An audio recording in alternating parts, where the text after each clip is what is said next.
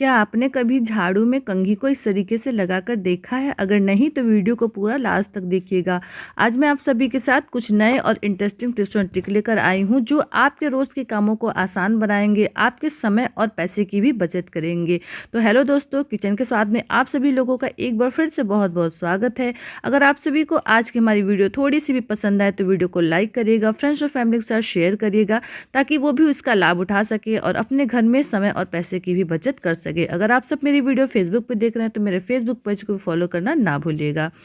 तो सबसे पहली टिप्स के लिए हमने यहाँ पे बेलन लिया है। बहुत बार क्या होता है, हमारे घर में 1 से 2 बेलन होते हैं जिनका यूज़ हम बहुत ज़्यादा नहीं करते हैं और वो रखे रखे इस तरीके से ख़राब हो जाते हैं या उनके ऊपर फफूंदी वगैरह लग जाती हैं। तो उससे बचाने के लिए आपको क्या करना है, जब भी आप बेलन को जो एक्स्ट्रा है आपके घर में उसको अगर आप रख रहे हैं तो इस तरीके से उसके ऊपर सरसों का तेल लगा करके रख दीजिएगा। सरसों के तेल से कीटाणु जो है वो लकड़ी के अंदर नहीं आते हैं। आपने देखा होगा बहुत बार कि गाँव में जब लोग लट्ठी उट्ठी बनाते थे तो उस टाइम पे भी लकड़ी में सरसों का तेल ही लगाते थे। तो इस ट्रिक को आप भी आजमाइए और अपने बेलन को खराब होने से बचाइए। नेक्स्ट टिप्स के लिए हमने यहाँ पे बिंदी ली है। हमारे पास बहुत सारे पत्ते की बिंदियाँ होती हैं जिनको हम यूज़ करते हैं, कभी इसमें से कभी उसमें से निकाल कर यूज़ करते हैं और एक पत्ती ख़त्म भी नहीं हो पाती है और वो इस तरीके से फैले होते हैं तो बिल्कुल भी अच्छे नहीं लगते हैं। तो आज आप सभी के साथ बहुत ही आसान सा टिप शेयर करेंगे जिससे आपकी ये जो बिंदी है ना वो बहुत ज़्यादा फैली नहीं रहेगी। कम जगह में आपकी ढेर सारी बिंदी जो है वो आ जाएगी और आपको इसको ढूंढने में भी आसानी होगी, क्योंकि हमें बार बार होता है कि कभी इस कलर का, कभी उस कलर का, कभी उस डिज़ाइन का हमें बिंदी लगाना होता है तो उसको हमें ढूंढना भी पड़ता है। तो इसके लिए हमने क्या किया है, इस तरीके से आपने देखा है सभी पत्ते की बिंदियों को हमने निकाल लिया है और सबको एक जगह इकट्ठा करके हम रख लेते हैं। सबसे पहले सबको एकदम बराबर से अच्छे से फिक्स कर लेते हैं इस तरीके से और उसके बाद एक आप पत्ते की बिंदी के जो वो कवर है उसको आप ले लीजिएगा, उसके ऊपर अच्छे से फिक्स कर दीजिएगा इस तरीके से और उसके बाद आप इसको स्टेपलर्स लगा दीजिएगा या फिर डबल साइडेड टेप लगा सकते हैं, जो भी आपकी मर्जी हो इस तरीके से फिक्स कर दीजिए। अब आप देखिए इतने ढेर सारे पत्ते की बिंदी में से ना देखिए एक ही पत्ते में सारी बिंदियां जो है आपकी आ जाएंगी और आपको एक पत्ता लेना है, उसमें से जिस भी कलर की बिंदी आपको लेनी है, जिस भी डिज़ाइन का बिंदी आपको लेना है वो बिंदी आपको लगा लेनी है और लगा कर रख देना है। और देखिए इतने सारे जो कबाड़ वो फैले रहेंगे आपके सिंगारदानी में या फिर आपके अलमारी में, वो सब इस तरीके से एक जगह इकट्ठी हो जाएंगी। नेक्स्ट टिप्स हमारी फिर से बिंदी को लेकर है। तो कभी कभी हम मार्केट से बिंदी लाते हैं ना तो उसके अंदर जो गम होता है बहुत कम होता है और उसको हम माथे पे लगाते हैं, थोड़ी देर में जो है वो निकल जाता है बार बार और वो हमको अच्छा भी नहीं लगता है या फिर किसी बिंदी की जो है लाइट अच्छी नहीं होती है, शाइन नहीं होता है तो उसके जगह उसको आपको क्या करना है, फेंकना बिल्कुल भी नहीं है। उस बिंदी को आपको एक जगह रख लेना है और उसके बाद आपको क्या करना है, इस तरीके से एक सेफ्टी पिन लेना है और सेफ्टी पिन में आपको सबसे पहले बिंदी को इस तरीके से डाल देना है। अब जब भी हम साड़ी में पिन लगाते हैं ना तो आपने देखा होगा इस तरीके से पिन जो है वो साड़ी और ब्लाउज के ऊपर से निकल आती है, जिससे आपका ब्लाउज या साड़ी फटने का डर होता है। तो अब इस तरीके से आप लगाएंगे ना तो आपकी साड़ी फटेगी भी नहीं और आपकी इस बिंदी का यूज़ भी हो जाएगा। नेक्स्ट टिप्स हमारी ग्रीन टी को लेकर है। जब भी हम ग्रीन टी को पीने के लिए लेते हैं ना तो उसको हम कप में रखते हैं, तो आपने देखा होगा इस तरीके से कि कप में जब भी हम इसको रखते हैं तो वो पीने के टाइम पे बार बार उसकी जो रस्सी है वो लोड पा करके इस तरीके से कप में गिर जाता है। तो उसको गिरने से बचाने के लिए आपको क्या करना है, इस तरीके से आपको कप में पहले ग्रीन टी डाल देना है और उसका जो हैंडल है पकड़ने वाला उसमें 2 से 3 बार अच्छे तरीके से इसको घुमा देना है। अब आप इसको ऐसे छोड़ देंगे ना आपकी ये ग्रीन टी जो है वो कप में गिरेगी भी नहीं और आपके हाथों को भी गंदा नहीं करेगी। नेक्स्ट टिप्स के लिए हमने यहाँ पे थोड़ा सा टोमेटो सॉस लिया है और उसके बाद हमने यहाँ पे 2 पुराने चाकू लिए हैं जिसकी धार जो है वो चली गई है। तो उस हमें क्या करना है, टोमेटो सॉस को इस तरीके से चाकू के ऊपर लगा देना है और दोनों चाकू को आपस में अच्छे तरीके से रगड़ना है। पहले इसके ऊपर लगा लेना है अच्छे तरीके से टोमेटो सॉस को, फिर दोनों चाकू को हमें दोनों साइड से अच्छे तरीके से रगड़ना है। इससे क्या होगा, आपका चाकू जो आपने देखा होगा कि धार चली जाती है चाकू की, सब्जियाँ वगैरह काटने में बहुत दिक्कत होता है, थोड़ा सा मेहनत भी लगता है और वो अच्छे तरीके से कटती भी नहीं है। तो इससे आपके चाकू जो है वो अच्छे तरीके से धारदार हो जाएंगे और आपका जो सामान है वो भी अच्छे से कटने लगेगा। लेकिन इस ट्रिक को आप बहुत टाइम तक यूज़ नहीं कर सकते हैं, क्यों, ये नहीं है कि आपने इसको एक बार धार दिया तो आपका ये महीने 2 महीने चलेगा, नहीं, ये इमरजेंसी के लिए है। जैसे कभी कभी हम मार्केट नहीं जा पाते हैं, नया चाकू नहीं ला पाते हैं, तो उस टाइम पे आप इसको यूज़ कर सकते हैं। इससे आपके चाकू जो है वो 1-2 दिन तक अच्छे तरीके से धारदार बने रहेंगे लेंगे और आपकी सब्जी को कट भी करेंगे। उसके बाद आप इसको अलग तरीके से शार्प करवा सकते हैं या फिर नया चाकू ला सकते हैं। तो देखिए मैंने इसको धो दिया है अच्छे तरीके से, 2-3 मिनट तक मैंने इसको इसी तरीके से रगड़ा था।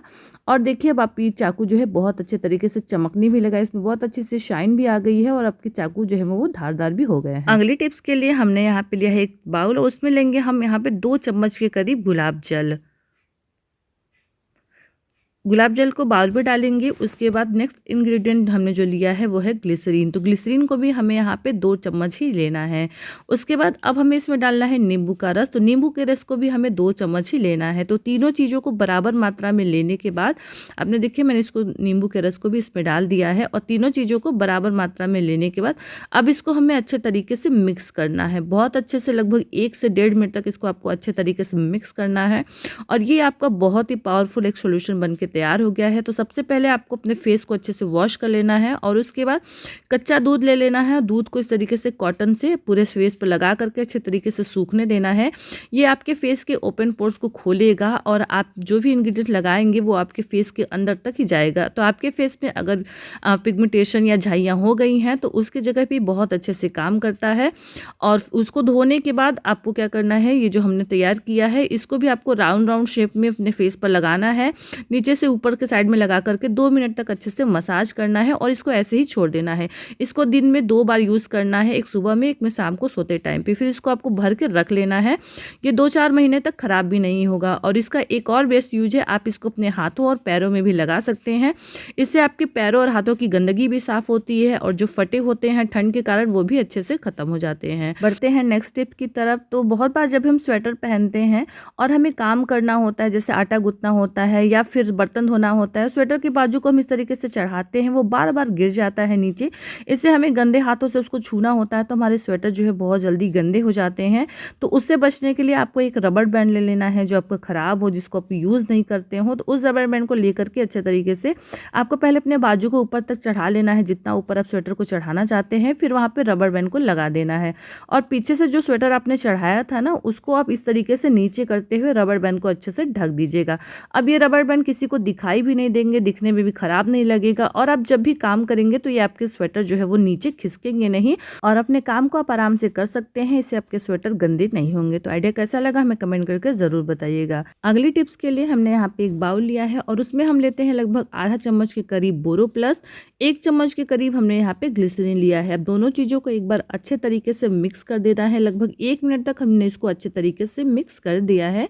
उसके बाद हमें लेना है एलोवेरा जेल। तो लगभग 1 चम्मच के करीब हमने इसमें एलोवेरा जेल लेना है, इसको भी हमें डाल देना है। अब हमें लेना है एक विटामिन ई की कैप्सूल और इसको भी हमें इसके अंदर डाल देना है। सारी चीज़ों को डालने के बाद आपको इसको अच्छे तरीके से मिक्स करना है और इसको मिक्स करते ही आपका ये बहुत ही पावरफुल जो है मॉइस्चराइज़र बन के तैयार हो गया है, जो आपके स्किन को अच्छे से प्रोटेक्ट करेगा, आपके नमी को जो है लॉक करेगा और उस आपके स्किन को लंबे समय तक ड्राई होने से बचाएगा। आप मार्केट से जो भी प्रोडक्ट लाते हैं वो बहुत ज़्यादा महंगे होते हैं, उससे ये बहुत अच्छे से वर्क करता है। आप उसको ऐसे भी यूज़ कर सकते हैं, लेकिन अभी मैं इसको आपको हाथों और पैरों दोनों के लिए बता रही हूँ। तो हमें क्या करना है, कढ़ाई में लेना है नारियल का तेल और तेल को अच्छे तरीके से मेल्ट कर लेना है। फिर इसमें डालना है 2 मोमबत्ती और मोमबत्ती को भी अच्छे तरीके से मेल्ट कर लेना है और इसकी रस्सी को आपको निकाल देना है। देखिए मोमबत्ती भी अच्छे से मेल्ट हो गई है। अब हमें इसमें डालना है 1 चुटकी हल्दी। हल्दी से जो है आपकी स्किन में कोई भी इन्फेक्शन वगैरह नहीं होगा और इसका बहुत अच्छा सा कलर आएगा।